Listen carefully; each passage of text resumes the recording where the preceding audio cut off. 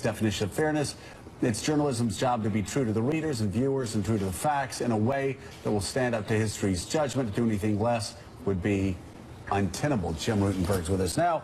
And of course, Jim, your August column got a lot of attention. I actually went on afterwards and incorrectly said that you were actually saying that the president's responsibility was actually to work against Trump. That is incorrect. The term that was always in the back of my mind that we discussed yesterday was oppositional journalism. And we talked around this table about, first of all, I'm sorry for getting it wrong on the exact language, but we've been talking about it for some time, about the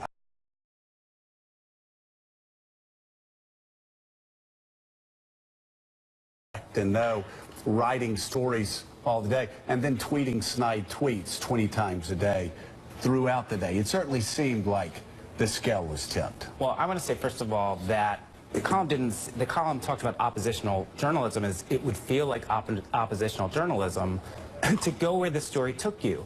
And you're quoted in this piece saying, right, how balanced do you have to be when one side is just irrational? Right. And it wasn't, and I don't think it was about treating Trump, Mr. Trump, as a threat at all, President-elect Trump.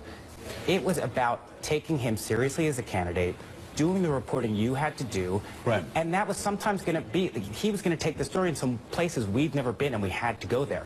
It was going to feel oppositional sometimes. That said, in 2015, we also had a headline about Hillary Clinton that said, early in 2016 race, Clinton's toughest foe appears to be the news media. Sometimes news coverage is... You guys hammered Hillary, and we said it all along. Yeah. You guys, I mean, I always said, don't take it up with the best right-wing conspiracy, take it up with the New York Times, because you guys led on the email coverage all along.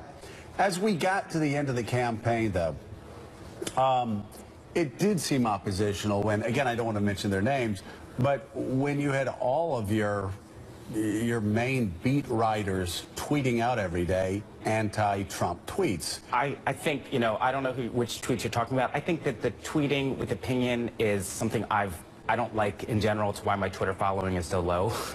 Yeah. Because it's just, so I can't speak to that. I don't know the examples you're citing, but people shouldn't do it. Well, everybody that was a beat reporter on the campaign. When the women, I mean, every single one. So I'm wondering, is there, the Times does appear to be taking a fresh look at how they do this moving forward. Something happened. I think very much that the Times is taking a look at is what my boss Dean spoke to. I think in terms of the tough-minded, fair-minded, but tough-minded journalism that is going to go where it has to go. Right. We have to continue that. Everyone has to continue that. And I hope President-elect Trump, I think, would expect no less because he is the leader of the free world. And it's interesting that your segment with Jeffrey Goldberg, here he was talking about, I hope he learns about America's historic role in the world. That is an extraordinary thing to say about a president-elect.